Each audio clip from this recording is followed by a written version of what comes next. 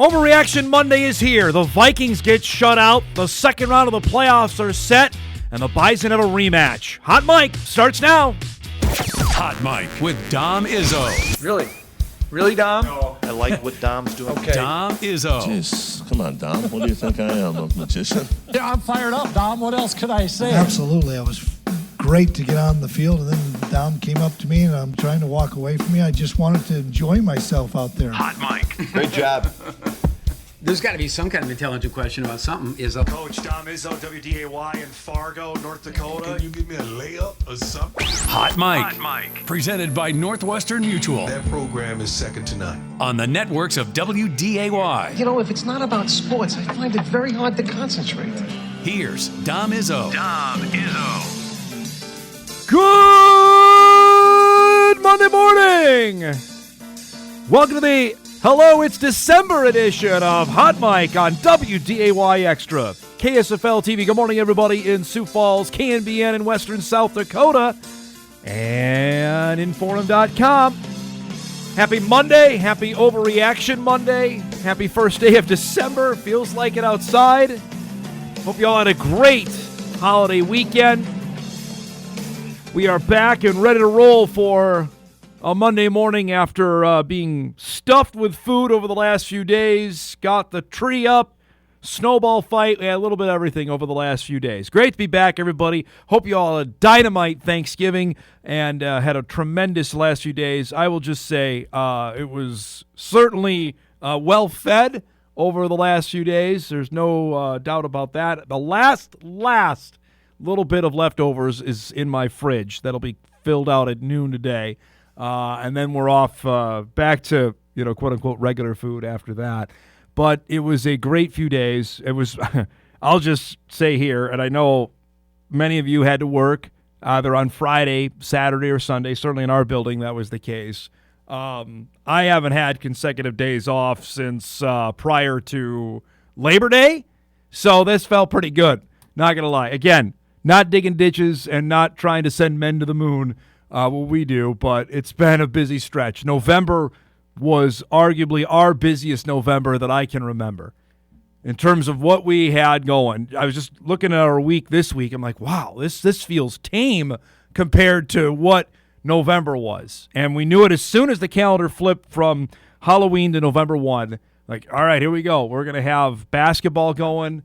We've got the end of the high school football season. We're going to have volleyball going in Bismarck. We're going to have 4 Bison football games. It's a lot.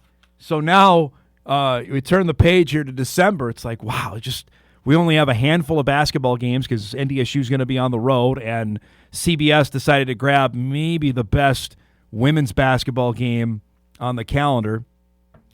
Be that as it may, I'll save that diatribe for later in the week when we get ready for it. But we're going to have our high school games of the week wrapping up as we're into now hockey and basketball and wrestling, but it definitely feels different. Now, that being said, that doesn't mean that the avalanche of news is going anywhere.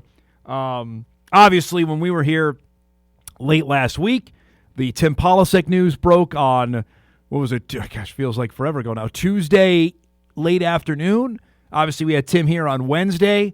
That was a highly anticipated show. Hope everybody got a chance to watch that over the last few days. Because now we've had an avalanche of college football firings and hirings over the last, I'd say, 5 days. And there's probably going to be a few more happening during our show today, whether it's in the big boy division, whether it's in the group of 5 or the FCS. That's something we'll be monitoring here.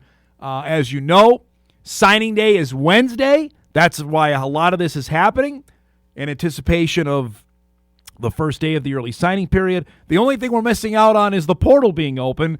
That doesn't mean guys can't declare they're going in because that's happening at, I wouldn't say record amounts, but certainly it's unfolding as such. That doesn't happen until January 2 when the portal window opens. But there is no shortage of news there. We'll get all of that coming up here over the next 2 hours. We'll unpack the first round of the FCS playoffs as we're down now to the final 16. We know who the Bison will play on Saturday. It's another Valley team. We can all roll our eyes and groan at that, but that's how it played out.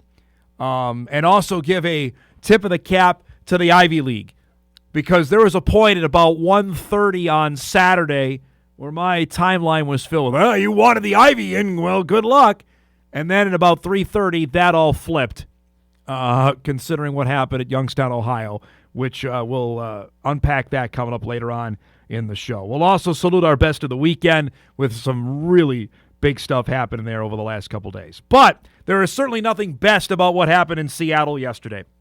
The Minnesota Vikings are now aiming for a top 10 pick. That's the best I can tell you, folks, on December 1, because yesterday was about as bad as it got. And once I saw the Seahawks were rolling in these, they were no chance for Max Brosmer, who got the start because J.J. McCarthy was in concussion protocol. Vikings defense, though, was great. You cannot say enough about what they did. Andrew Van Ginkel comes up with a big play there to hold the Seahawks to a field goal. It's 3. Again, another big play. That's Dallas Turner coming off the edge and blowing up Darnold. Vikings recover on 4th and 1. Play of the game here. Brosmer rolls out, for some reason just chucks it, and it's picked off by Ernest Jones, the 4th. And he's gone for a pick 6. 86 yards the other way. Frankly, the game was over then. I just don't know what he's doing there. Run the ball, Kevin O'Connell. Anything would be better than that. It's 13-0 Seattle. Kenneth Walker gets going. Breaks loose here for a big run. That goes for 24 yards. Jason Myers was the MVP of the Seattle offense yesterday. That from 54 yards out makes it 16-0 Seattle. Now late in the third, Brosmer throws one that's too high and intercepted by Kobe Bryant, the 3rd turnover of the game for the Vikings. It just went from bad to worse for Brosmer. Early in the 4th, Brosmer looking for Justin Jefferson. That's tipped, and another interception for Jones. The 4th turnover of the game for Minnesota. Justin Jefferson sitting by himself. That is not a sight Viking fans want to see. Zach Charbonnet gets loose for a touchdown. That made it 26-0 Seattle. Under 6 minutes to go. Brosmer here. That's picked off by Tariq Woolen.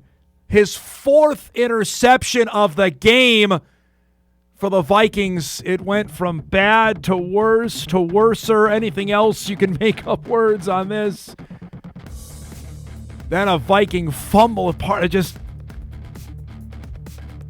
Here on 4th and 13 with 3 minutes to go, Brosmer gets blown up and sacked.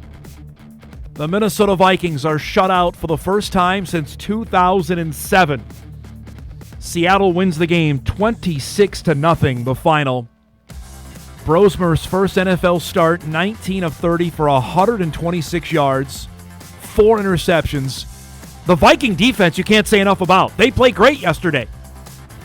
But when the offense runs for as few yards as they did, not much you can do. Afterwards, frustration reigning again in the Viking locker room.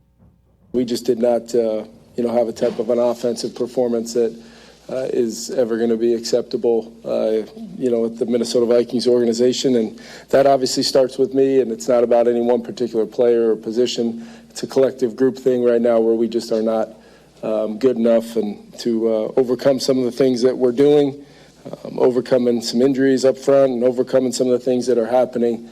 We've got to find a way to put the game plan together as simple as it needs to be or as tight as it needs to be from a play count standpoint, just to get a little bit better execution and get some of the things that winning football looks like and try to play our part offensively with the other 2 phases on our team. It just feels like between some of these throws and potential throw and catches that we're just not getting, whether it's location, timing, rhythm, there's no question we're pressing. Guys want to make those plays. Guys want to make the throws. Maybe we've got to try to limit what we're asking of the group as a whole, especially with some different guys stepping into the lineup, just to try to get some more consistency at the very least to try to give ourselves a better chance. It's NFL, man. It's tough, and I thought.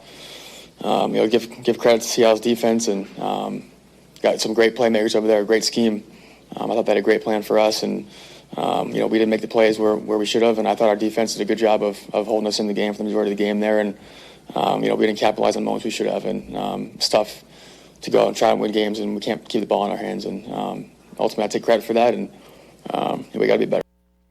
66 total yards of offense rushing the ball yesterday for the Vikings. So here are the standings as you wake up on this Monday morning. Remember that everybody played in the NFC North either on Thanksgiving or Black Friday. The Packers beat the Lions. More importantly, the Bears beat the Eagles. Chicago, by virtue of the Rams losing yesterday, now has first place in the NFC.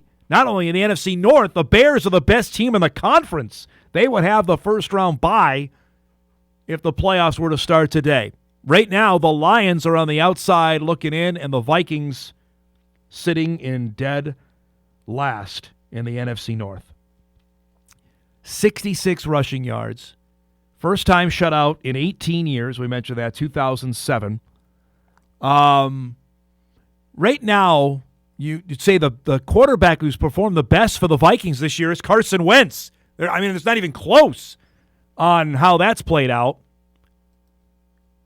And now you have to have a serious conversation whenever the season is done. Likely it's going to be in a few weeks here because the Vikes now have 5 games remaining in the year on Kwesi Adofo-Mensah's evaluation of quarterbacks here. I don't think that can go unnoticed because there's a couple things out of this. One, to me, why has KOC's offense been at least more easily accessible or easier to understand for the veteran quarterbacks, i.e. Kirk Cousins and Sam Darnold, than it has been for a J.J. McCarthy, a Max Brosmer? There's no tailoring of that to the guys who are limited in experience-wise.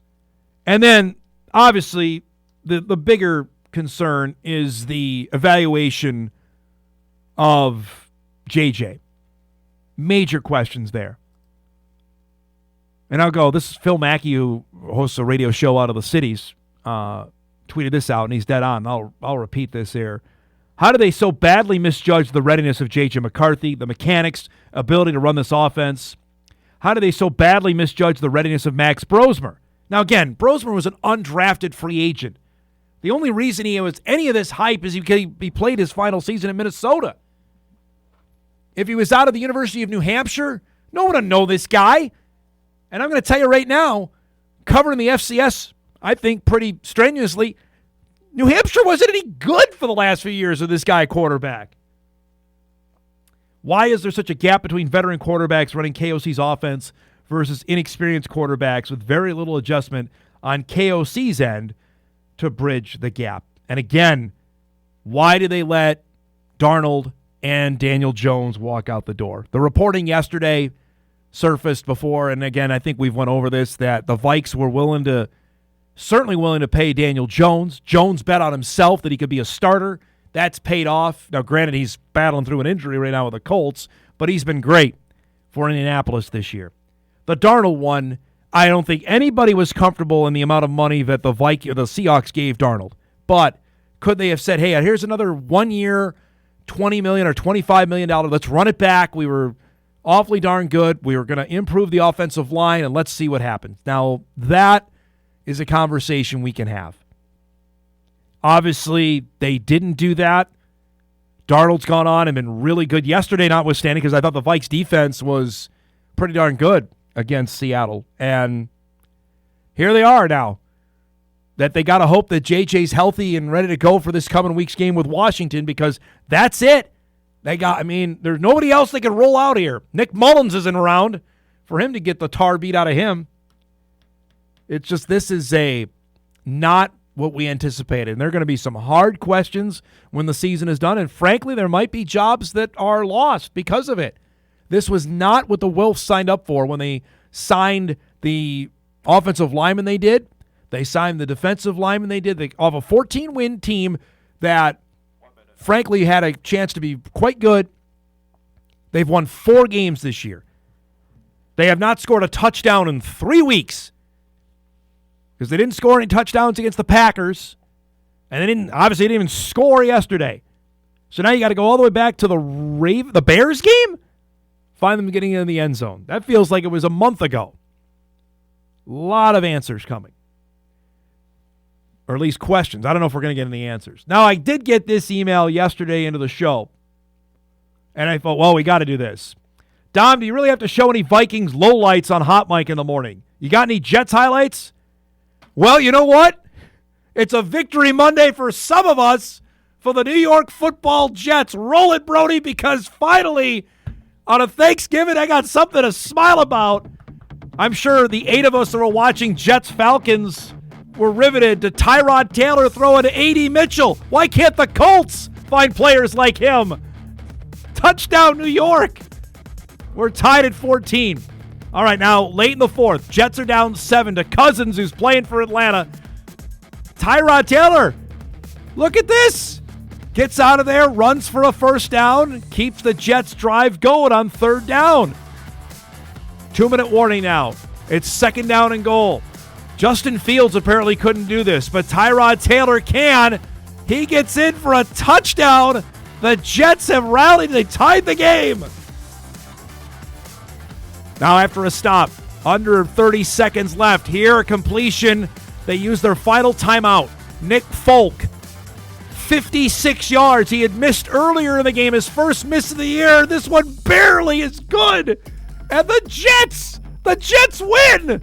The Jets win 27-24. Break them up. Their third win of the season. Yeah, let's do. We can wave the flag today. Oh yeah. It cost them a draft pick. I'm sure it did. Or draft positioning. But you know what? I'll go back to what I said on this show 5 years ago when they were 0-15 and they won their last 2 games that cost them the draft pick of Trevor Lawrence. We got Zach Wilson instead. How'd that work out? You know what? I want them to win. If they can win the game, win. They did yesterday. And the process, I think they dropped from 3rd to 6th in the tankathon for the first overall pick in the NFL draft. You know what? You take what you can get. Speaking of wins, the Minnesota Timberwolves did that over the weekend. The Wolves will not play in the NBA Cup quarterfinals. They got eliminated, that horrible loss to Phoenix. Then, of course, they lost to the Thunder the night before Thanksgiving, so they're out of that. But this past weekend, they beat Boston in a thriller on Saturday. Then a back-to-back last night facing San Antonio. Of course, the Spurs are without Wemby, who's going to be out for a bit. Anthony Edwards, though, has come on here over the last little bit. Drills a straight-on 3 to start the game. Ties it up at 17. Pick it up later in the first half. Spurs get out and run here. They get the steal. Lay-in is good. Spurs are up here by 7. They go up. Now up 8 late in the second quarter. Julius Randle knocks down the jumper. It's a 6-point San Antonio lead. We move to the fourth. Spurs, Keldon Johnson drives at an and 1, puts San Antonio up by 7 midway through the third. After that, though, Edwards decides to take over. How about this little reverse? That is a beautiful drive to the basket. Wolves are down by 5. Julius Randle drives. Dante's hitting shots. Much different than last year. Corner 3 is good. Puts the Wolves up by 3 at that point. San Antonio, though, they've still got De'Aaron Fox on this team. That's a cold-blooded shot there. Puts them within 1. Wolves would answer. Naz Reid, same spot as Dante is open. He drills a 3. Wolves go up by 4 at that point. Now we move 7 minutes to go. Julius, look at the feed to Dante for the up and under reverse layup. Puts the Wolves up by 9. Then Ant will drive and score. And the foul. The Timberwolves go on and beat the Spurs 125-112, the final last night. Good win for Minnesota. They sweep the weekend in beating Boston and beating the Spurs. Randall had 22 and 12 assists last night. Ant goes for a pedestrian 32 and becoming the Wolves' all-time franchise leader in most 30-point games. That happened last night. Dante at 18. Naz had 15 off the bench. That's a solid win for a team that, frankly, San Antonio came out of the gates red hot with Wemby doing alien things. And, of course, he's been hurt and out for a bit. But that's a good win, good weekend for Minnesota in beating Boston and the Spurs. All right, we got a packed show coming up for you. We have our best of the weekend. We'll salute that in just a few minutes. Then at 9:35, Sam Herder will join us to unpack what he saw from the 8 first-round FCS playoff games over the weekend. We'll get into that coming up at 9:35. At 10 o'clock, Jeff Kolpack will join me. We got lots to chat about there. Obviously, we have not seen Jeff since the news came down that Tim Polasek will be back, that he rebuffed offers from at least one school we know. One school came here to interview him, that being Oregon State. The new contract extension, what it means, and we'll look ahead to the playoff game with Illinois State coming up at 10 o'clock. At 10:35, we'll recap everything we saw this weekend in the FCS playoff games. UND's big win, South Dakota and South Dakota State. I got plenty of Jackrabbit fans all over me. Hey, did you see Chase Mason? I saw Chase Mason. You didn't need to do this. And I know our friends in Sioux Falls decided to pick on what I said. That's fine. Go for it. But Dan Jackson just could have come out and said what was the case. Didn't do that against North Dakota State. Then for some reason we had to have this theater for the next 5 weeks. Be that as it may, the Jackrabbits played great, and now they got a date with Montana coming up on Saturday. We'll get to all that coming up later on in the show. That, your emails, and a heck of a lot more here on a busy Monday morning. We'll take our first break. We come back. We'll salute our best of the weekend, ranging from the Gophers' win in the snow to Trey Feeney's great play in the snow at St. John's. That's coming up back on an Overreaction Monday of Hot Mike right after this.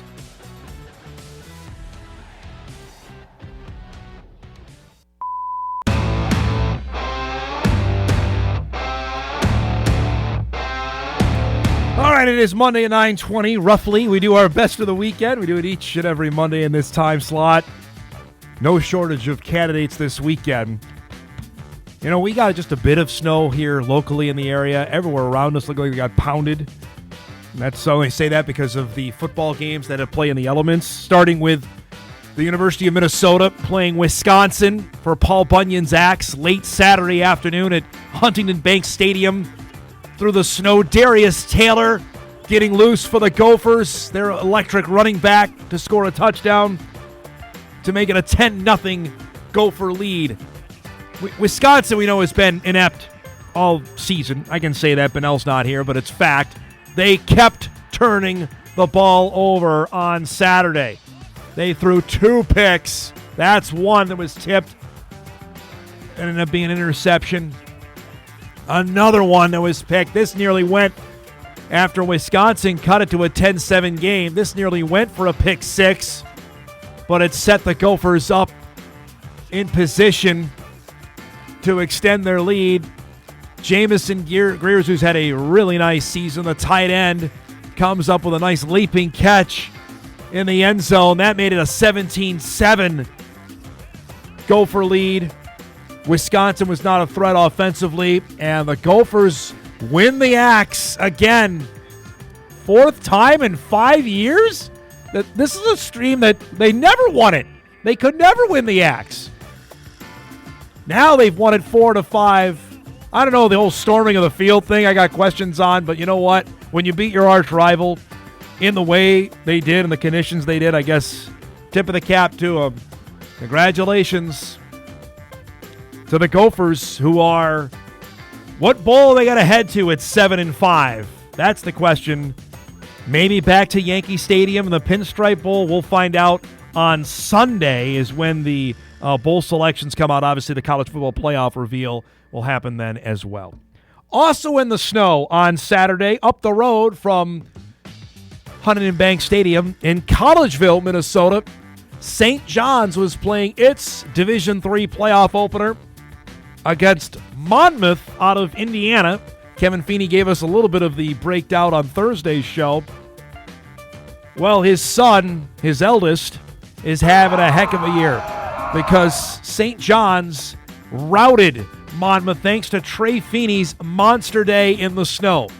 You're going to see not 1, not 2, not 3, not 4, not 5, but 6 touchdown passes from the St. John's quarterback on Saturday in what was, let's say, difficult conditions. 4 of them went to his main man, Dylan Wheeler, who's been sensational for the Johnnies. He's going to be a first-team All-American this year. Here, a slant route touchdown. St. John's wins it 49-15. Feeney goes for 6 scores, 387 yards in those conditions, as St. John's will move on into the 3rd round of the D3 playoffs. They'll face UW River Falls on the road this coming Saturday, but hard-pressed to think that St. John's may not be humming right now, that everyone thinks they might have a collision course with Bethel, the 2 MIAC teams still standing.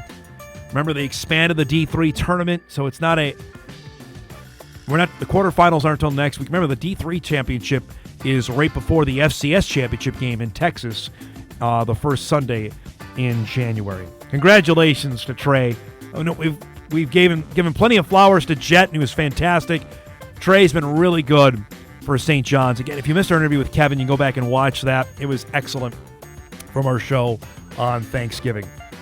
Lastly, from the college ranks to the high school ranks. Now, we showed you the Minnesota win over Wisconsin, and that was a big game for PJ Fleck. Obviously, his birthday, gets another win over Wisconsin. They had a bunch of recruits at the game, including one out of 9-man North Dakota, out of Ray, North Dakota. Because get to know him, folks.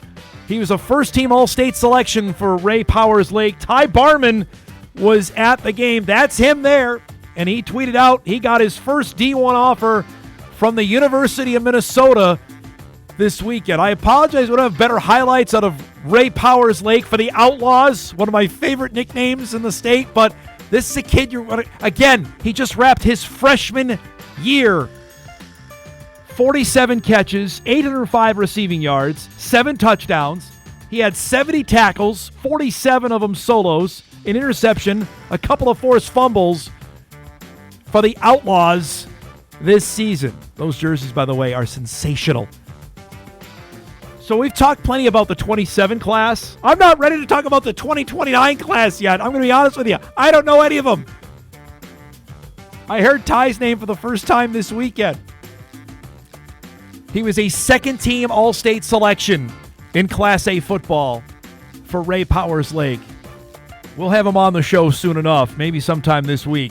But congratulations to Ty earning a Division I offer out of the University of Minnesota, out of Ray, North Dakota. Again, I'm telling you, we're doing this show for 6 full years now, right? We have had guys been found in Stanley.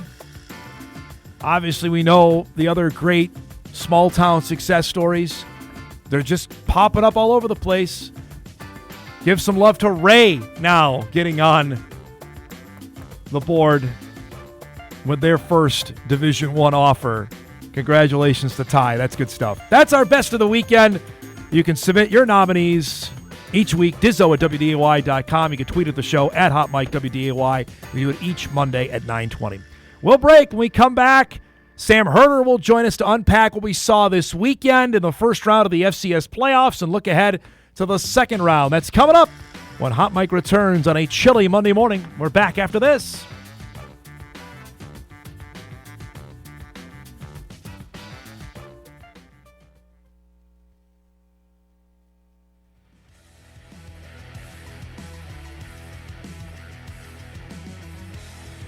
All right, welcome back, everybody. Overreaction Monday underway.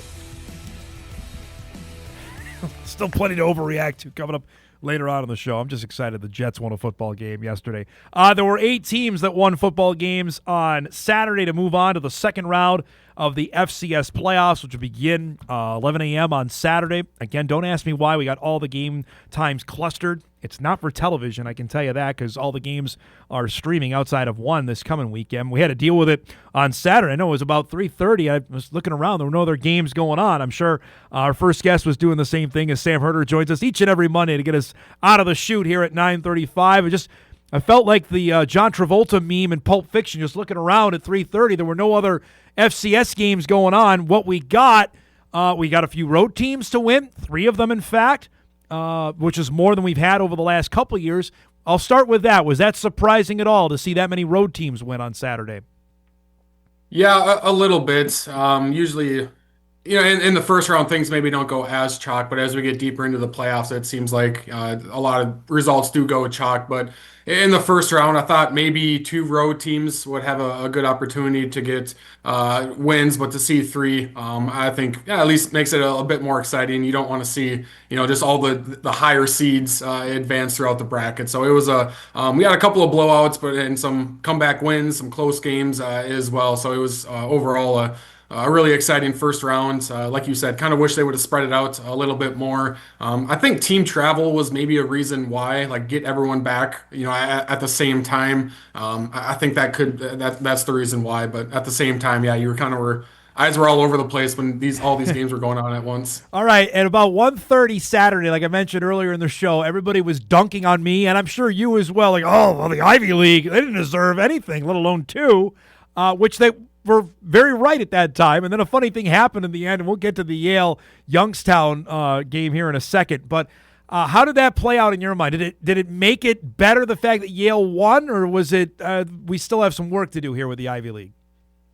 Well, I mean, it helps with that they came back to win and to win that game, and like that helps, but it's still like maybe that overshadows the Harvard performance a little bit, but at the same time, it was a pretty good weekend for the Ivy League, but still not a great one. Yeah. And like I tweeted, like I think during halftime when Yale and Harvard were getting blown out, like saying, hey, like I was excited about the Ivy League joining the playoffs, but I also said like early on, whether it's the first round or the second round, like they're going to get a wake up call about what it takes to compete at a national level. And of course, after Yale won, like some fans were saying, well, this didn't age well. And my response was, well, half of it did, and the other half is probably going to be true next weekend because Yale's probably going to get that wake-up call like I was talking about when they go to Montana State. So there still is, the Harvard performance that was very, very ugly. Obviously, give credit to Villanova there, where you can say, well, Harvard didn't deserve to get in. The Ivy League doesn't deserve that second bid. At the same time, hindsight is what it is. And at the time, like, Harvard was looking like a good team. They were 9-1. And so it's always easy when results happen to kind of go back and say this team shouldn't have been seated here or this team shouldn't have gotten in. But like overall at the time, I didn't really have a problem with Harvard getting in. All right, so we're picking it up here. Highlights just a little early, but so again to recap, Yale was down 35-7 to Youngstown State at halftime. It was 42-14 in the third quarter. They got a couple stops on Bo Brungard, which I'm not going to underestimate that nobody could do that in the Missouri Valley this year. UND was the one team that boxed him in, and after they did that, Josh Pitzenberger was the Ivy League Player of the Year. Sam scored the go-ahead touchdown. I'm watching it live like, this is going to happen. Yale is going to beat Youngstown State. I'm sitting there. I couldn't believe it, and Brungard looked completely flustered in a way he did not in the 12 regular season games that I saw him play this year. Yeah, Yale made such great adjustments, and they spied Brungard a lot better in the second half. And you go back to the first half, and it just felt like Youngstown State's speed took Yale, a little bit by surprise. Where it seemed like Yale defenders were confident they had a good angle on Youngstown State offensive players, and that wasn't the case. And so they adjusted pretty well to that in the second half, and it was just kind of a case in point of when another team seizes momentum and then the other team doesn't make adjustments to try to stop that momentum, this is what happens. And toward the end of the third quarter there, where there was the Yale touchdown, they force a turnover, they score again. At that point, it still is a 2-possession game with Youngstown State winning, but you kind of just felt like momentum is going on Yale's side, and they got huge stops, some fourth down stops, some big drives as well. I think the score to make it a 1-possession game was a fourth down play for Yale. So there were so many key moments there for Yale, and they adjusted so well for that. One of the more historic comebacks in the playoffs. So now it's a trip to Bozeman, which, again, we know exactly what they're going to get themselves into here, but is this already a success? The fact they dominated Harvard. Like, I think everybody in that game was thinking Harvard's going to win. They dominated Harvard, and they came back and won here. This is already, in my mind, a success for Yale, whatever happens on Saturday. Yeah, I think so. And I don't know if anyone really, especially after Harvard lost, in the regular season finale, like had Harvard won, maybe they could have been a top 8 seed. And we Yeah. were talking about Harvard, like maybe they're a quarterfinalist team. But when the bracket came out, I think we all expected there's probably not going to be an Ivy League in the quarterfinals. They'll be happy to get one team in the second round, and that team will be Yale. We'll see if they could, compete well with Montana State. I kind of feel like they're going to run into a buzzsaw there, but I mean, heck, Youngstown State was on a heater, and they were able to control Brungard a little bit in the second half and get a comeback win. So certainly, Yale feels good about where they're at, and they'll take their chances in Bozeman. We have a poll question up now, Sam, of who had the most impressive weekend: Yale, South Dakota State, UND, or South Dakota. Among those four, who would you vote for? Yeah, I think maybe you would go with UND just because they did it on the road and they did it against a team that, I think technically UND was favored to win that game by a little bit, but still, if you go by seeds and being on the road, going to Tennessee Tech, I think UND, I would vote for the Fighting Hawks in that one. It was a much more competitive game than the final score showed. It was the defensive battle, both defensive lines and just overall defenses both played really well. But UND, forcing a couple of interceptions or fumbles as well. They just kind of started to grind down Tennessee Tech, and the defensive line for Tennessee Tech really played well, but they kind of got grinded down on as well. So UND would have my vote there. I thought South Dakota State looked really good as well. Obviously, they just totally overmatched New Hampshire. Chase Mason looked sharp. Defensively looked really good for South Dakota State as well. So the Jacks, no doubt, are now look like an even more dangerous team as they go to Missoula. All right, so let's look at the updated bracket here. As we're down to 16 teams. The Bison will have Illinois State. We'll get into that coming up with Kolpack here in our next hour. Illinois State they did what they needed to do against a Southeastern Louisiana team that was offensively challenged. Is that maybe the best way to describe what we saw to the Lions on Saturday? Yeah, it was another game that was closer than the final score indicated, but it was kind of just Illinois State kind of slowly wore Southeastern down a bit there, pulled away in the fourth quarter. And yeah, it was definitely a defensive battle. Both offenses had flashes where they looked like they were maybe going to go in and score, but yeah, Illinois State kind of just did what they had to do to advance. For the game everyone's going to talk about, we will in a second, is the Jacks in Montana. Give me 2 quick minutes here on Abilene Christian. I thought ACU was great. They dominated Lamar. I think they're going to go and beat Stephen F. Austin. I think ACU might be better this year than they were with Maverick McIver last year. Yeah, I think defensively they're better. Offensively, they might not be as dynamic, but Abilene is still can be explosive offensively. Stone Earl is their quarterback now. Kind of interesting story with him because he started as a true freshman at Abilene Christian. Then he transferred and had a couple of stops in the FBS. And then he comes back to Abilene Christian for his senior year, and he's playing really well. They have some really great weapons on the outside. Abilene going to SFA is one of the more intriguing second round matchups because it's a second round, or it's a regular season rematch. Yeah. Abilene Christian beat SFA earlier this year. I think it was 28-20. SFA is playing much better now than they were at the start of the year. So I think SFA, is a dangerous team as well. But Abilene Christian is that team that when they turn it on, we've seen them do that in the regular season against ranked teams like Tarleton State, where they got to win. They can really play super well. That is definitely an intriguing matchup here. I think a lot of people are looking, Sam, at South Dakota going to Mercer as a potential pathway for the Coyotes to the quarterfinals. What do you make there? Yeah, I like that matchup as well. We'll see, just how good Mercer is. Mercer's defense isn't close to where it was last year, but they still have some really good players. Andrew Zock is phenomenal defensive end for Mercer. Offensively for the Bears, they are light years better than what they were last year. Than what they showed, in the playoffs just was not a good offensive team. Braden Atkinson is one of the best overall quarterbacks in the FCS. He's just a freshman, so offensively super explosive. South Dakota is rolling right now. Like they're playing so well defensively. Offensively, they're just clicking so much better as well. Nice balance of passing and running as well. So South Dakota carries a lot of momentum going to Mercer. All right, so we talked about this when the bracket came out last Monday on potential South Dakota State likely going to win. They're going to get the Grizz. This is the third year in a row they're going to play in the playoffs. They met obviously in Frisco last year in this exact round in Brookings, and the Jacks handled them. What do we make of what this game could be on Saturday? Yeah, it gets even more intriguing with Chase Mason coming back and looking like he didn't skip a beat. If anything, he looked even more comfortable against New Hampshire. He looked incredibly sharp, and I'm sure he was taking a lot of mental reps as well. And so just seeing how he goes through his progression and just the arm strength he had, because he was whipping it around in some snow, and I think there was a little bit of wind as well. So that makes this game even more intriguing for South Dakota State going to Montana. And the offensive line for the Jacks as well was just came into this year with high expectations. I thought played well the first few games, but then really had a lull for most of the second half of the season. And they switched some things around on the offensive line, and they were really generating, a great push. I thought they had a good push against UND. I thought they had a really good push this last weekend.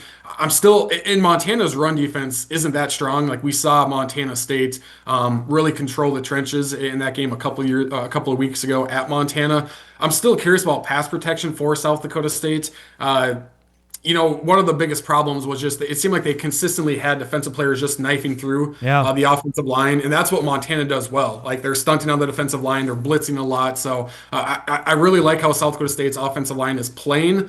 But how do they go up against a pressure-heavy Montana team? That's a very interesting matchup within the game right here. Winning there is, Bison couldn't do it a couple years ago. The Jacks have never done it. That is you've been there. You know how difficult Washington Grizzly is to win out. And the star power in here, Gilman, Ayat, Wortham, we know the Jack stars. This is not a second-round game, but it ends up being the case this year.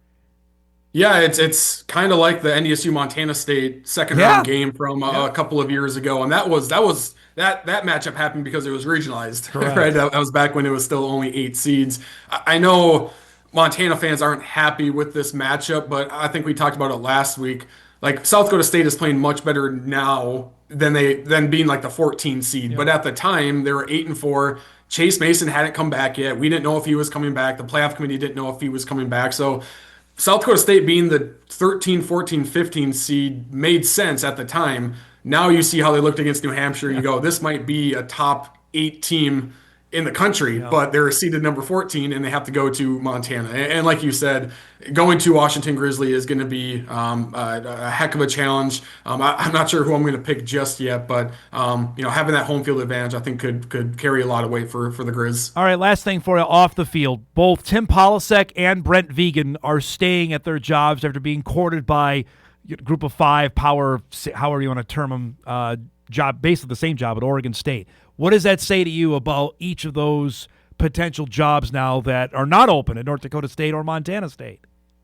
Yeah, it's great for the FCS, but great for those programs as well to have that commitment from their head coaches. It sounds like donors, certainly have stepped up to keep Polasek. It sounds like Montana State is asking, donors to step up to kind of fund their head coaching position, even more, and better assistant coaching salary pools and more resources and all that. So I think it's definitely a good sign that those two are committed to those programs, at least for now. Like we're going to be in this discussion, again next year when there's openings, and Polisek's and Vegan's name will be out there as well. But my first thought was, that the donors just stepped up, to keep these guys. Maybe there are some FBS ties in there, but I don't know if it's like an A to B sort of tie. I think that's maybe like a long term, maybe there's that possibility out there, but I don't know if there's anything imminent happening on the FBS front, whether it's for NDSU or for Montana State, which if it was for Montana State, it would also have to be for Montana. So I know a lot of people jump to that conclusion, on social media, in my mentions saying the only reason NDSU would do this is because they're going to FBS. And my response was, well, maybe, but they're also doing this to keep Polasek. They're putting these resources in to keep their head coach. So we'll see what happens in the long term, but I think no doubt a good sign for these two programs to be able to keep their head coaches. Great way to start our show, bud. Thanks for the time as always. Have a great week, and we'll talk to you next Monday, okay? Okay, sounds good. Thank you. There he goes, Sam Herder joining us each and every Monday to get us started with a recap of everything we saw this weekend. Much more on the FCS games coming up in our second hour, including some highlights of the wins by the Jacks, by UND, South Dakota, much more on that Yale comeback over Youngstown State. All right, we'll break. We'll wrap up our first hour. Jeff Kolpack coming up to dive us into Bison football, chatter on the head football coach, and a look ahead to round 2 of the Redbirds. That's coming up when we come back.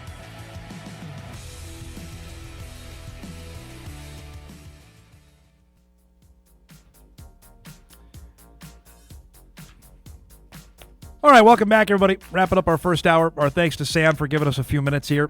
I got a couple other emails in on nominations for Best of the Weekend. We didn't get to it. The Bison women's basketball team won both games of their Thanksgiving tournament down in Florida, beating Campbell and Bethune-Cookman. Here's the thing. There was no video of said games happening. None. I can't show you anything. And they won both convincingly. They won by 40 in their second game against Bethune-Cookman. But today, the first net rankings are out. That's the new RPI. It's not new anymore. We've been doing net rankings for at least 5, 6, 7 years now. And on the women's side, the Jackrabbits come in at 56. No surprise there. The Jacks are who they are. They beat Gonzaga earlier this year. They took a couple tough losses in their tournament. They played North Carolina, who's good. Second is North Dakota State with a net ranking of 70, which is awfully darn good. Remember, they're 360-some-odd Division I men's and women's basketball teams. The Bison are at 70 right now, and they've got a big matchup coming up with Montana State on Wednesday night. That's the start of the Summit Big Sky Challenge. The Bobcats are at 74. So this is a pretty good mid-major game. I'd love to tell you we got the game on extra for you, but CBS Sports Network decided that's the game they want. So that game will be on CBS SN on Wednesday night. We'll still have it covered for you on the news and, of course, here on the show on Thursday. Jory will join us Thursday right after the game. But unfortunately, we can't do that one. And that's, honestly, we've had a couple. We got to do Gonzaga and Tulane, which is great. Bison won that game. That's right up there as probably one of the best games on the schedule this year, next to the Jacks game. Unfortunate, but that's the way it goes. But there's a quasi best of the weekend shout out to the Bison women. We wish we could show it to you, but there was no video of what happened down in Florida. All right, we'll break. We come back. We'll start our second hour. Jeff Kolpack waiting in the wings. Give us the lowdown on everything Bison football. Been a little bit going on there over the last few days. Get ready for NDSU's playoff opener with Illinois State. That's coming up. We come back.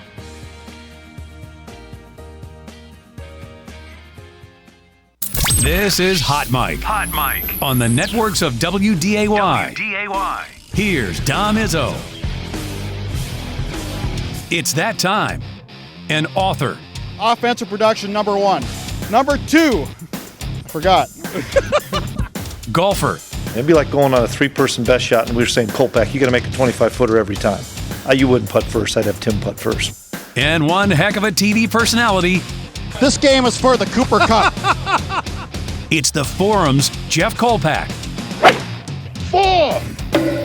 I should have yelled 2. All right, here he is after a Thanksgiving holiday. Jeff Kolpack joins us. His appearances are brought to us by Northwestern Mutual. Happy post-Thanksgiving. Happy post-Thanksgiving to you. How'd it go? It was great. Yeah. Yep. We had Family everywhere. A little bit happening over the last few days, huh? A couple things, correct. The Valley Awards just came out, which I'm going to just unleash on in a few minutes. Well, you always do. I mean, what do you expect? I know. Well, I vote on this, man. I take it I take a lot of pride in this. I'm guessing you're saying not enough Bison, even though they are unbeaten. Unbeaten. They don't lose a game and they don't have one individual award. It's typical. That's just the way it is. That's not right, man. I don't care if it's typical. I mean, what are we doing? The Brungard Peyton thing we're going to debate for the next month because the voting is done. And I people email me still on Saturday when Youngstown lost. Well, how can Brungard win the Peyton? It's a regular season award, so whatever happens Saturday is irrelevant. And by the way, Bo was great for 3+ quarters. Yale finally figured it out in the fourth. But that we're going to debate. But the fact that Logan Kopp can't get defensive play, like nothing? What are we doing? Finally, Polisic won Coach of the Year. He couldn't even have done that last year. He had to go unbeaten to finally what do you got to do? Win by 80 in every game? I'll save that diatribe for later. That's one of the problems is when you do win by convincing margins, kind of hard to rack up the stats. Correct, and that's the whole thing on the Peyton Brungard deal because Peyton didn't finish 9 of the games. Bo had to play every snap in every game. And why? Because his defense stunk, as you saw on Saturday. All right, let's get to the first. It's not big news. Well, it still is big news. We're 6 days removed from it. That this time last week, we're talking on – the rumor mill is obviously out there on Tim Polisic. Obviously, he interviewed. Oregon State came here to the Delta Hotel, of all places, to interview Polisic. And from what the reporting is, sounds like he said no. North Dakota State stepped up with a sizable amount of money, I would think, to keep him. Now, the question on that, and I think you and I and McFeely have been tossing this around, is that why does he stay unless there's some other carrot or caveat attached to it? Which like is the Mountain West. Like FBS football. Like you're saying. Yes. Well, I think they've been trying pretty hard, is what I understand behind the scenes, to try to do that. I just don't think there's anything like tidbitty concrete that the Mountain West has been will look at you next kind of thing. I don't know that, but I don't know if that was the biggest thing so much as when you take these jobs that aren't the Big 10, that aren't the Big 12. If you don't do great, you're gone. So that, and then there goes a career.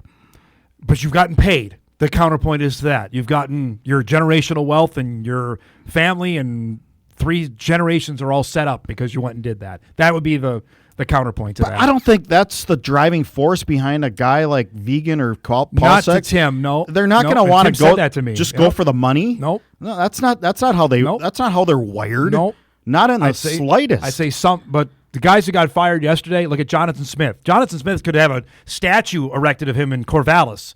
He left Oregon State, took the Michigan State job. He's out after 2 years. But he's got $50-some-odd million coming to him as well.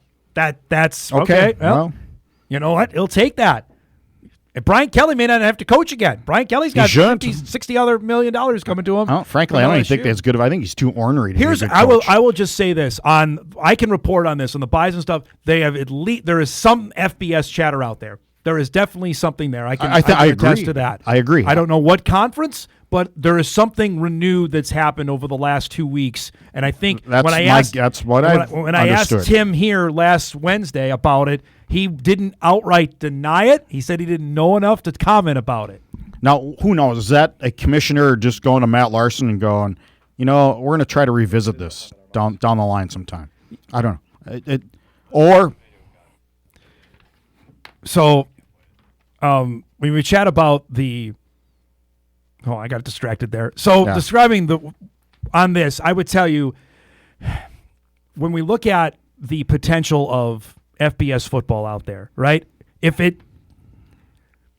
can't be for 2026, in my opinion. We have to look down the road at probably at least at 27, probably at the earliest. But my whole thought on this, it's not a normal contract extension. We've been there, done that. Heck, Bull got one, I remember, in January of 13, and he was out the door in December. And frankly, Tim could have that happen again next year. He said it again to me on Wednesday, and this was important. I would not want to be on the other sideline of a Bison team that moved up. I thought that said it all. James Jeff. Madison. Look what James Madison's done. JMU's going to be in the playoff. Yeah. This time next week, we're going to be talking about JMU playing in the college football playoff. Yeah.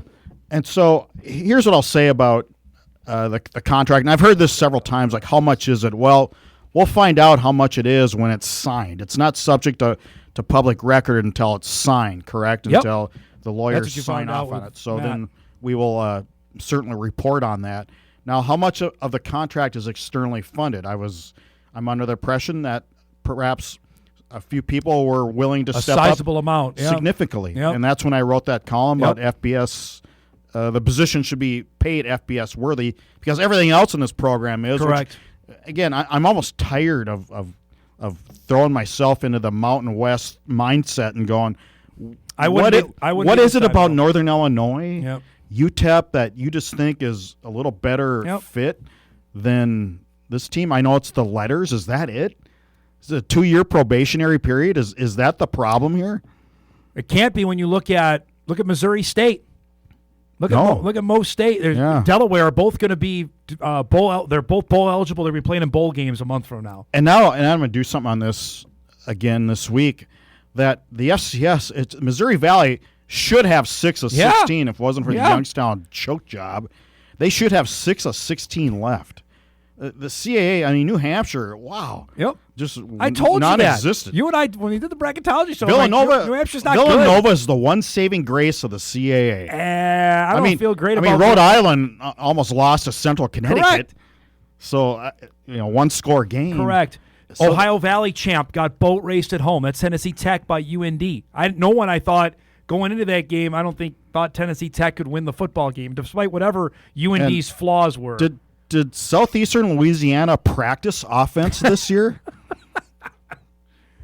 Yeah. Oh, my goodness. No, that was an atrocity, too. I know. A quarterback, what do you have, 2 picks, 3 fumbles? Our old friend Carson Camp. Oh, Camp, I mean, yeah. Yeah. And Vesperos at Tennessee Tech, oh, my goodness. Not good either. No, some of the football was just He wasn't that good bad. at Eastern Washington, frankly, and at the Metrodome. No, not that particular day we saw him, but I mean Saturday he looked completely Metrodome overmatched. and US Bank. So God. to your point, yes. Is it the Valley Invitational now? Yeah, kinda. Yeah, it is. Yeah. You know, let's see how many are going to win this weekend. Yeah, it'll be. I mean, the Big Sky's obviously pretty good, and the Big Sky's got their heavyweights all playing this weekend. Big Sky was off this past weekend because all their teams had buys. So they're 3 heavyweights. Yep. Well, I would say 2, and Davis. Davis is going to beat Rhode Island. Well, Davis Rhode Island, but but they'll have 3 of the final 8 if they all win. Right. So then they can argue, well, wait a minute, hey, how good is the Valley? If we have 3, and obviously that would mean South Dakota State would lose to Montana if that's the case. But getting back to this FBS thing, and I'm going to talk to the Cedar Rapids Gazette sports writer who voted NDSU number 2. I'm going to talk to him in a few minutes. Not 25. Yeah, number 23 in his AP Top 25 poll. The big boy poll, by the way. Yep. And you just going. Yep. And Mike Voss is his name. Good writer, veteran reporter, really good. This wasn't, I don't think, anything gimmicky that he would do. I'm sure they at that level of voting, they unlike some of your cohorts, they actually take it seriously. I believe that's the case, certainly in the AP voting on that. If I were to ballpark it here, North Dakota State is a FBS member in 2027. What are the percentage chances you give that? God, I hope it's better than 50, but I don't know. I feel better about it now. I'd say 65-35 right now. Yep, I do. I think there's enough tailwinds behind this that feels different than even this time last year when the Northern Illinois NDSU stuff was in the rumor mill. I don't know. Something different about this. Just with the people that have told me and have talked to you as well about it, and the contract deal just feels different to me. I don't know. We'll see. I've been brokenhearted on this before. I mean, the contract was the one element of this program that wasn't FBS worthy. Now it seems to be getting a little closer. Yep. Everything else, the Fargo-Dome needs a little touch-up for it sure. It needs some TLC in the worst way, yes. But everything else, I mean, again, I said it last week, the academic support, the administrative support, the nutrition, the athletic training, the coaching staff, the general support, I think there's some pretty big, heavy money behind this program. And if you go FBS, to me, it'll be much like when they went from Division II to Division I. Oh, the people come out of the woodwork. It brings money out that you didn't forever foresee. Ask Irv Iniger about that. Irv Iniger flew the country. And whoever thought when they were Division II, they'd have heavy hitters in Phoenix or Florida, which Irv really siphoned money. Tapped into. He tapped into. Yep. They would come out of the woodwork on this one. If you're telling me that they're going to be in that level, and now there's opportunities to play games against the University of Minnesota, the University of Wisconsin, the University of Nebraska, those are all on the table now. And people could say, well, they wouldn't play them FCS. Well, FBS is a different deal here. You know, that's a whole other avenue of games that open up to you. There's just so much. It just looks worse when you lose to an FCS. Right. Obviously. If you're losing to a Mountain West team, it's way different than losing to an FCS team.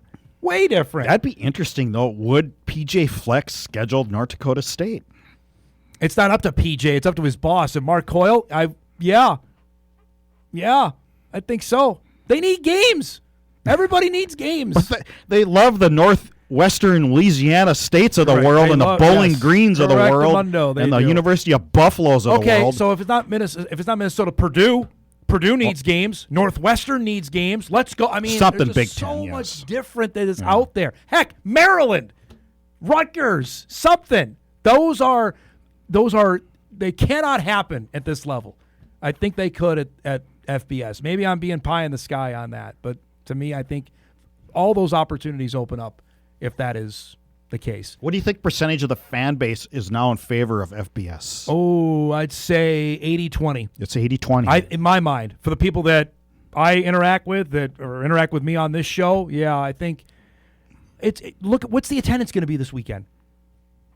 It's a team that you already know. 11? Right? That's 12? probably, I'd say 11, probably 11-5. I mean, Polisic's already out there tweeting about getting people to the game. There's no buzz for this. And Illinois State's they're a pretty good team. This might be their biggest challenge they have until it was a pretty good game heading to the fourth quarter in normal.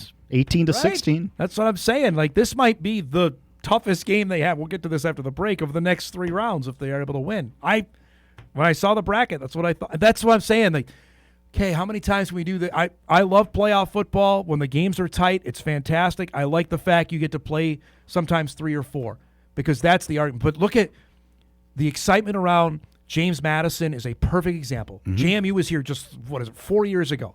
Now they're going to find out Sunday they're in it. That's a huge deal. They're going to be in the first round playing a college football playoff Coastal game. Carolina was good there for a couple years. They were threatening before they fell flat this year. But I mean, Tulane is not a because they're in the American, so I don't. It's the same, but Tulane's in that same boat where they could be in the college football. That's what you want. You have one shot for it. You know what? Maybe it's not every year. Maybe it's once every 5 years, and you have a chance to do that. That's, to me, that's what the appeal of what the upper division is. And that's no slight because I love the playoffs, but this is how many times? Third, fourth time the Illinois State they're going to play in the playoffs? We've been down this road before. Yep. You know what I mean? And it's not even regionality either. No. It's just right? the way it's stacked up. It's just the way it goes, and it is what it is. Let's break. We come back. We'll dive into the matchup with the Redbirds and the Bison. Round 2 after Illinois State got by Southeastern Louisiana. I'll save my diatribe for the Valley Awards coming up in our last half hour as well. Back on Hot Mic right after this.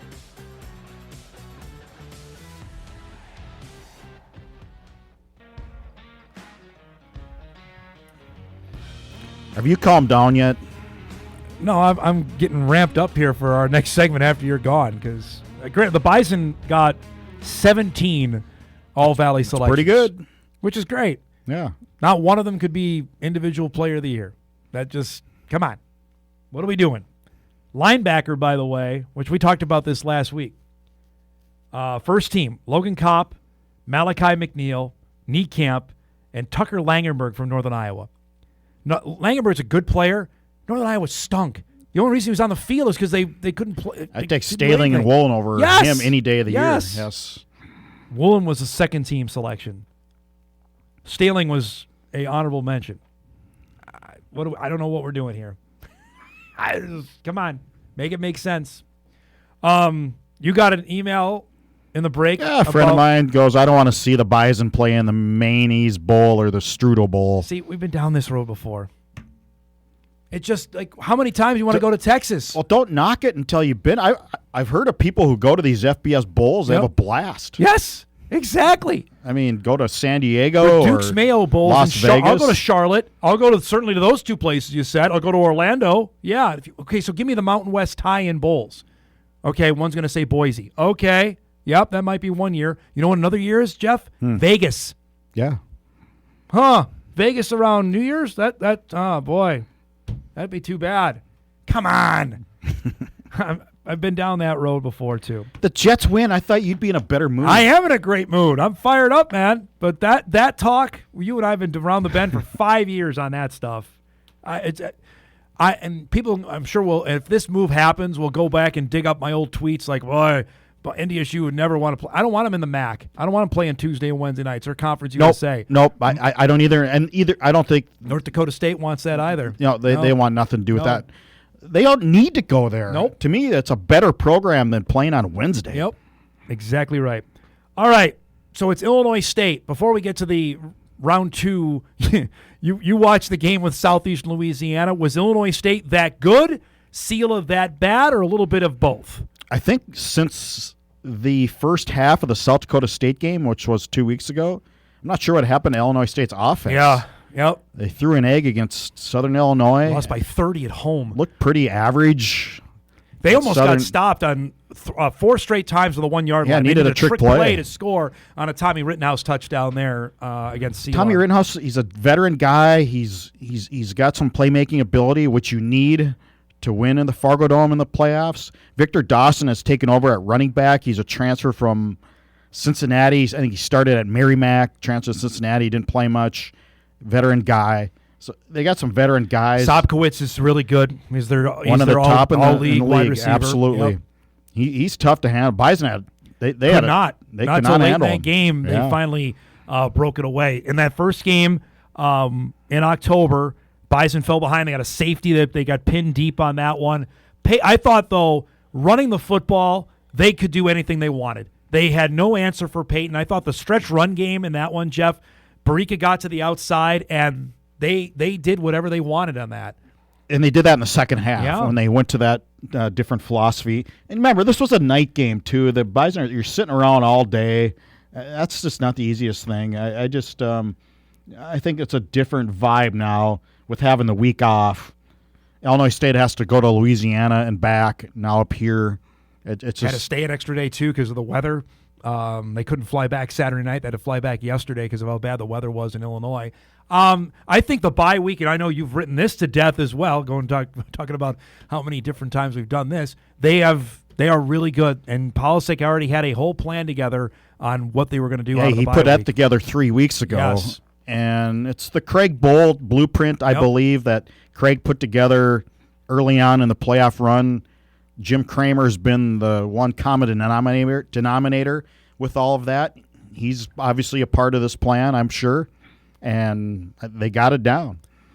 Facing a Valley team now, this is, I believe, the fourth separate time they faced a Valley team in the second round. Twice over was the Jacks. Southern Illinois was the last one in 2021. What do you make of a second time around? I mean, they know Brock. Polisic sat right here and said, we know Brock. We know what's going to happen. They know each other. Right. I don't think it's anything, it's not like they have to dive into all day Sunday on the game plan. Right, that they're going to throw the kitchen sink at NDSU. That's not Spack's way of thinking that they're going to do some wild trick generally plays conservative here. guy. He'll punt more than most coaches do these days. The one thing I'll say, Rittenhouse has never played up here, and that whatever the crowd is going to be on Saturday, the last two times they played have both been in normal. This is going to be a different element for him, and we've seen. I didn't realize that. You're correct. Illinois State Right. quarterbacks have not fared well up here. Roberson never played in this building. And the last playoff game here was 9-3. Was Bryce Jefferson at quarterback? Oh, he couldn't throw it into the ocean. It was the James Robinson show because they had the best running back in the country lining up behind him. That was all the offense they had. Rittenhouse never played a game up here, and he was better. I will fully 24 when the Bison hammered him in normal. Not good. The game. In October, Rittenhouse was pretty good. Pretty dynamic. Yes, yeah. he was better. I would say if you want to rank the Valley quarterbacks, and Mason's out of it because he didn't play enough this year. You can have Brungard, Peyton, whatever you want to go there. DJ Williams probably from Youngstown, and I'd probably put Rittenhouse there. Probably ahead of Jerry Kaminsky because Kaminsky's last 4 or 5 games weren't very good. After the Bison game. Yeah. Or 3 games after that. Well, it'll be interesting to see if he plays. Man, he looked rocked. I mean, he was on the sideline. He looked like he didn't know his name. You're talking about Jerry Kaminsky here. Yeah, and I know the story. Tom Sawyer is, he told his coach, I'm good. Well, of course you're going to tell. There were a couple shots, actually, that ESPN had of him on the sideline and sitting down. He looked like he was not well after that. We'll see with UND's game with Tarleton. Yeah, because, frankly, way UND's defense played, that might be I know Tarleton's electric offensively, but that might be a pick'em for me on Saturday, that UND Tarleton game when that whatever the line ends up being, that's a coin flip to me. Give me good D this time of year. Right. And Absolutely. Schmidt's team, they forced 6 turnovers. Again, I know Tennessee Tech is not Tarleton, but that was a beatdown there. Is the Bison in chance of upset alert here with Illinois State in your mind? A little bit, yeah, just because of the familiarity. Yeah, and Brock Spack, he's had his guys. This will be the third. How many times they played in the playoffs? Be third, right? Third time they played in the championship game in the quarterfinal. The other two are both tight. Yeah, they're both fourth quarter games there. Obviously, so I would say yes. Illinois State has done something on the road though this year. They've won 6 road games. They've been bad at home. Bison beat them in normal. You remember? There's another reason to be an upset alert. Alabama game they nearly lost at home. They lost at Oklahoma. Fine, should have lost at home. They lost, but here's the places they won this year. Eastern Illinois, okay. They won at Murray, okay. They won in Vermilion. They won in Brookings. They won in Terre Haute. And now they won at Southeast Louisiana. There's something to be said about going on the road and winning games. Well, and the win in Brookings and the win in Vermilion. Pretty good resume builders. If that builders. doesn't get your attention. Yeah. And I think, frankly, the Bison will have their full attention, especially it's one thing, like when Abilene came in last year. All right, well, how good, we know they got a pretty good quarterback. They're from Texas, probably have some weapons. This is a Valley team. If they don't have their attention right away, then nothing will. And this was a Valley team that was 18-16 and heading into the fourth quarter. Correct, right.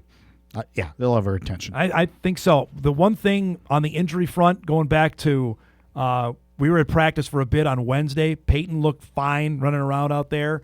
Kelton McCaslin's status is still one we got to figure out. He did not play against St. Thomas with a thumb injury. That would be the one, big one, of the starters there at defensive end. But, I mean, we're talking here game number 13. Well, it depends. Can they club it up or is it need surgery? That's the part we don't know. Yeah. So that's the one. But you're talking me game 13, they're that healthy? That's Mangan's right tackle. Yep. And that one's up in the air too. Those are two spots. Other than that, they're looking pretty good health-wise. And if that's the case, if Mangan can't go, then hello Ryan Babbitts to get his first start. Who has been tackle. playing anyway. Right. And they've been sort of trending that way, I feel like. Right, with Bo Johnson moving over to right side. And by the way, part of the All-Valley Awards, Bo Johnson was a first-team offensive line selection. Got signing day. We haven't touched on MP and a couple Fraley. things going on here this week, Correct. buddy boy. We got signing day. Our signing day spectacular is coming up on Wednesday. NDSU is going to sign 19 guys. No quarterback is part of that, and it's not that they didn't look at any, but knowing full well what they have, that's a change. That's something when Polisic's able to talk about it. Certainly, at least the question I ask him is, what went down there on quarterback? Remember the old dangerous 2008-9 when they didn't have a quarterback, and man, that came to bite them. Now they tell you they signed 2 last year in Xander Smith and Preston Brown, and I think Preston Brown might be the leader in the clubhouse right now, and development-wise, at least from what I've been told. Because I'm not at scout practice, I don't see that, but from what I'm being told, he's developed. But they do not have a quarterback as part of this class. And obviously the transfer portal wasn't around in 2009, so you have that. Yep. If you ever push came to shove. I will tell you, though, they got out of the state of Wisconsin, take this for what it's worth, of the top 25 players, high school players, the Bison have 3 of them. That's pretty darn good. I mean, Wisconsin is fertile. The Bison have 3. They have the number 9, number 14, and number 23 guys out of the state of Wisconsin. An offensive lineman who had Tucker Thieneman offers from Ole Miss. Your guy Lane Kiffin offered him. Florida, you may know them. They're not bad in football. Missouri, yeah. He had 3 SEC offers. Legit, I'm told. How many SEC recruits offers. do you think Lane Kiffin's trying to flip this morning? Don't even go there. His phone can't be going fast enough. You know what? I don't like throwing a lot of barbs at our fellow broadcast. ESPN should be ashamed of themselves. They had that was basically like the Lane Kiffin, he opened it up to him. Game day. I haven't watched Game Day all year because we're on the air. They were all apologists for it. The system is completely. Saban was the only one who said anything. It was the timeline is completely bleeped up. Right? Yep. Because he's leaving his team. He wanted to stay. When Rick Pitino calls right. out college football. But he wanted to stay, coach. Like, you can't do that. Like, and it's not like he's going to give me a team like an ACC team. He's going to LSU. That's in the same freaking league. You can't do that. No, you got to go. Yeah, you got to go. I mean, don't let the door hit you on the way out, man. Yeah, well, it's just signing day is Wednesday. Correct. Again, how many? Like I said, I'm sure he's trying to flip guys left and right. I know he already got a photo yesterday when he landed in Baton Rouge with Louisiana's #1 high school recruit, who's an LSU commit. So he's already. But yeah, that obviously is going down. And the new Ole Miss coach is working. And that's something Brett Vigen's going to have to decide before he goes to maybe Oregon State or Washington State, or before he has dalliances with those. Yep. Is Brent, you got to make the decision. Yes, you got to go. If you're not going to go, and that's not going to happen. Right. Unless something changes with the timeline of everything. Right. Unless they're going to move the season up and align that with the actual academic calendar, then we're in this perpetual cycle every year. Stop looking at these FBS jobs if you're not willing to go. Right. Because during the playoffs, what we know last year, Vigs didn't want to leave to take the Washington State job before the championship. Oregon State wanted him ASAP, and he said no, he's not. And then teams aren't going to – the days of Kleiman sticking around, coaching the postseason, ain't happening anymore. Nope. They're just not. Not with when signing day is. Unless they move signing day, and we've heard this, maybe I know we're way late here. They got to move that to June. We've talked about that. and the portal stays where it is, that could help. That might be the only thing. Yeah. Because right now, and thankfully the portal moved, because also the portal will be open now. It was last year. Now it's not open until January, but that's not stopping guys from announcing you can go in. Yeah. You know what? There's tweets going all left and right about guys on that. So, yeah, like you said, there's no shortage of things to chat about this week. There's more in the world than the All Valley team, Dom. I just want to leave you with that. There's more. Believe me, I'm well aware. It's well okay. aware of that. Yeah. I just, I'm sure. I take these things personally because I vote I'm sure on Cole it, Payton is not sleeping tonight I'm because sure he can he's get fine. Offensive Player of the Year. You know what? The competitor that he is, I'm sure deep down, he's like, I had a pretty darn good year, really. I'm sure there's part of that. Oh, I'm sure he's looking at Bo Brungard and going, who's playing this week? Ask Cam Miller about that in the national championship game on the Peyton Award, right? Now, that ring that Cam Miller got, his second, Yep. it's a little bigger than and a little more impactful than a Tommy Mellott would probably want he'd trade that in a heartbeat. Yeah. There's no doubt about it. Great stuff, bud. We'll see you on Wednesday for our signing day show. Sounds good. All right. Jeff Kolpack joins us each and every Monday. His appearances are brought to us by Northwestern Mutual. All right, we'll break. We come back. We'll do our FCS roundup, show the highlights of what happened this weekend. And, yeah, I got a couple minutes on the Valley teams. We'll do that on a busy Monday. We're back on Hot Mic right after this.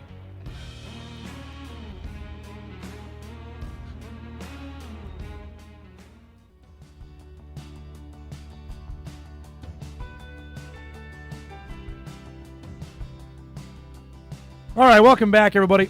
I'm still digesting here the All Valley Awards, which we'll get to in just a minute. All right, let's do our FCS recap highlights from the weekend. We'll start in Brookings, where apparently it was snowy for the Jackrabbit game with New Hampshire, which if anybody thought this game was going to turn out any differently than you did, you don't watch a lot of FCS football. I don't care. New Hampshire, yeah, they won 5 in a row and end the season. Look at who they beat. Their best win was over Monmouth without their starting quarterback. Chase Mason was back. Chase Mason was really good. The Jacks thrive in this. They've done these games before. Montana State in the playoffs a couple years ago. Heck, New Hampshire came out here and got their butts whipped when Dallas Goedert was still playing.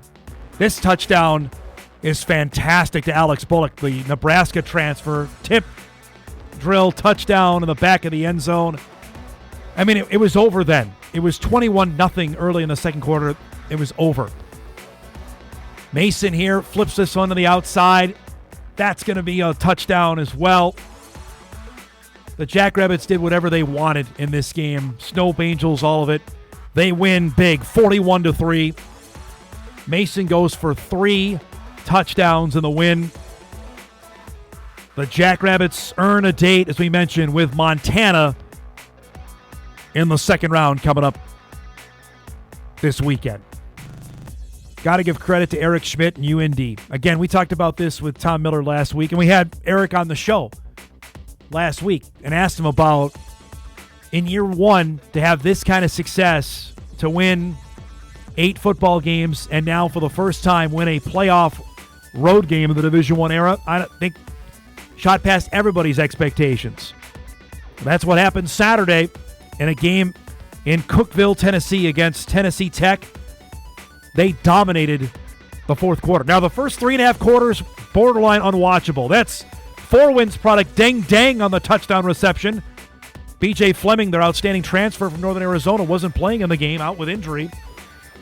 It's 10-0. Here is maybe the play of the game. Jerry Kaminsky running here, takes a shot. Watch right there. How is this not penalized? Somebody has to explain to me. Out of the game with a concussion. After that, though, UND's defense, Lance Rucker was a one-man wrecking crew. He had 3 forced fumbles. They got this guy back as well. Colton Brunell scores, makes it 17-6. Then how about another interception? Johnny Wiltshire comes up with the pick for UND. They're already near the red zone. Capped off. Gavin Zebarth, welcome back to the lineup. We asked Schmidt about him on the show on Thursday. Scores here his first game since the middle of October. Made it 24-6. UND at that point, they weren't done. The freshman from Maple Grove, Chuck Langama, scores 31-6. UND rolls. They force 6 Golden Eagle turnovers, and that sends UND into the second round with a date with Tarleton State coming up on Saturday at noon in Stephenville, Texas. More on that game later on in the week. We mentioned it earlier, Illinois State, it wasn't pretty against Southeastern Louisiana, but they got the job done thanks to their quarterback, who was multidimensional on Saturday. He had a rushing touchdown here, did Tommy Rittenhouse, to make it a 7-0 Redbirds lead. It's 7-3. Illinois State defense, opportunistic, comes up with a tip drill pick here. Again, Southeast Louisiana's offense was anemic at best. They just couldn't do anything. That's a great play on the ball to come up with the interception. Now, they had 3 chances from the 1 and couldn't score. It resulted in a Daniel Sobkowitz to Rittenhouse touchdown pass that made it a 14-3 score at that point. Hey, you got to do what you got to do. They got a late touchdown there from Seth Glatz. Redbirds win it 21-3. As I mentioned earlier, it's their 6th road win of the season. And they're coming to Fargo Saturday at noon for the game against North Dakota State. Now, last but not least, we have talked about it earlier in the show. We mentioned what the Yale Bulldogs did. We got to show it to you, though, to fully appreciate how in the world this happened. Because I don't blame, if you saw the score at 12:30, at 12:45, like, Youngstown's up by 3 touchdowns. I'm going to go outside and play in the snow with my son. That's what I did. Then my phone started buzzing because there were alerts going on because Yale made it a game. And it was a fabulous game. Let's show it to you because Bo Brungard was great to start. He was his usual self, like I mentioned. Opening drive of the game, throws a bullet to Max Tomczak, fellow first-team All-Valley player. 7-0 Penguins. They add to it. Next drive, Yale goes 3 and out. Brungard says, okay. Tap dances way in. Touchdown. Rushing touchdown number 26 on the year. It's 14-0. They get up 21-0. Now it's 35-14 in the third. Brungard throws a touchdown here to Tomczak. It's 42-14. The game is over, except Yale didn't get the memo. That's Josh Pitzenberger, the Ivy League Player of the Year. They get the 2-point play. All right, it's 42-22. They get a stop. Get the ball back. Dante Reno hands it off. There's Lucius Anderson for a touchdown. Okay. Now it's 42-29. They get another stop. Reno throws a bullet touchdown to Graham Smith. Now it's 42-36. It is a game. Youngstown next time with the ball. We did not see this all year. Brungard flushed and Yale brings him down. Loss of yardage on the play. They make the Penguins punt. On the ensuing possession, Pitzenberger, the next play, is gone. 56-yard touchdown. Yale has the lead. The Yale Bulldogs. They've been playing football for 150 years. They got the lead. Now, Brungard, there's going to be some magic here on first down. Incomplete. Now it's 4th down. You got to need something. Incomplete. It's Yale ball. Youngstown has all of its timeouts, though. They spend 2 of them. Pitzenberger, you know what? You got a smart football player here. He can score. Instead, he downs it at the 1. That's why he's an Ivy League player, folks. Yale beats Youngstown State 43-42. The first win for the Ivy League in FCS playoff history. They hadn't played a postseason game in 80 years. And Yale is moving on. So here's the updated bracket heading into the second round. Illinois State has a date with the Bison at noon Saturday at the Dome. Rhode Island, not pictured, beat Central Connecticut State. They'll get Davis. That game is a 9 o'clock Central Time start out in California. That's on ESPN2, by the way. Villanova, not pictured, routed Harvard. They've got Lehigh. That is about a 45-minute drive from Philadelphia to Bethlehem, Pennsylvania. I'm a great Pennsylvania driving mind after this summer. UND is going to Texas. Another team wears purple with Tarleton State. That's a noon kickoff Saturday. South Dakota State, Montana, as we mentioned, 1 o'clock in Missoula. The Coyotes and the Mercer Bears. Keep an eye on that matchup. South Dakota, the game was tied at 10 with Drake before they finally pulled away in the second half and hammered the Bulldogs. That is an interesting matchup. Abilene and Stephen F. Austin, we mentioned earlier in our first hour with Sam Herder, and then Yale and Montana State in the second round. That is the matchups. The winners move on to the quarterfinals next weekend with 1 game on Friday and then 3 games on Saturday. All right, I saved it here for the end. We got the email at 10 o'clock this morning on the All-Valley Conference team. As you mentioned, Bo Brungard is the first-team quarterback and the Offensive Player of the Year. If that is any indication of how the Peyton voting is going to go, then Bison fans, brace yourself for it. Now, again, in this vote, I am not allowed to vote for any Bison. Since I, quote-unquote, cover North Dakota State, I am not allowed to vote for any Bison player. So I voted Brungard because I couldn't vote for Cole Payton. I would have voted for Cole Payton. And that's not a homeristic. That's not a green and gold pick. I thought Payton was the best player on the best team. There has to be some recognition of that. They didn't lose any games. Barika Penu, first-team running back. Congratulations to him. Truman Weremeyer, first team at fullback. Offensive line, shout out to Moorhead Seth Anderson, first-team offensive line selection at UND. Griffin Empey, Trent Fraley, Bo Johnson are all first-team offensive linemen. Slam dunk there. Defensive line, Keenan Wilson is a first-team pick. He was great this year. Linebacker, and we've been through this, Logan Kopp is a first-team selection for the 3rd straight year. Defensive back, the Bison do not have any DBs, first-team selection there. Eli Ozick is a first-team selection at kicker. And shout out to our guy Caleb Bowers, is because I know his dad watches the show religiously. He's a first-team all-league long snapper. Second-team Peyton is the quarterback. Tight end Carson Williams, impressive there for Carson in his final year. Defensive line Toby Anene. Linebacker Donovan Woolen. They got 2 DBs, Jalen Duffy and Darius Givens, and then returner in Jackson Williams. Honorable mention for the Bison in Jackson Dutenheffer, Nathaniel Staling, and Aaron Bickerton were the honorable mentions for North Dakota State. Penu being first-team running back actually does surprise me because I thought it'd be Seidel and L.J. Phillips from South Dakota. So that one actually got me on that. If I neglected Bryce Lance, then somebody should hit me over the head. But yes, Bryce Lance was a slam dunk first-team pick at wide receiver.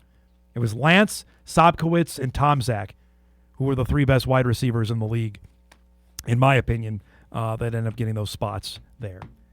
We'll dive into that more coming up maybe tomorrow. We got to wrap up the show now. But those are the Valley selections for 2025. All right, we'll take our final break. We come back. We'll get you ready for a great Sports Monday and send you out the door here. Hot Mike on an Overreaction Monday. We'll wrap right after this.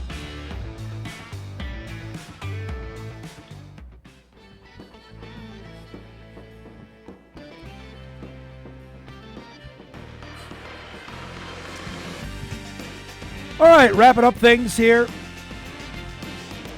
Pack show today. Tomorrow on the program, good question. Because Richmond, they told me they're traveling. NDSU basketball is on its way to Missoula. Shout out to the Bison men. Split for their time down in Arkansas. I know we're going to have a couple of the incoming signees will join us tomorrow on the show and, of course, on Wednesday. So looking forward to that. All right, let's do our poll question quick before we got to get out of here. Who had the most impressive performance of the first round on our Twitter ballot here between Yale, South Dakota State, UND, and USD? Yale wins it overwhelmingly. Over 52% say the Bulldogs. The Jackrabbits next, and then UND for our poll today on who had the most impressive performance of the first round. All right, let's do some What to Watch before we get out of here.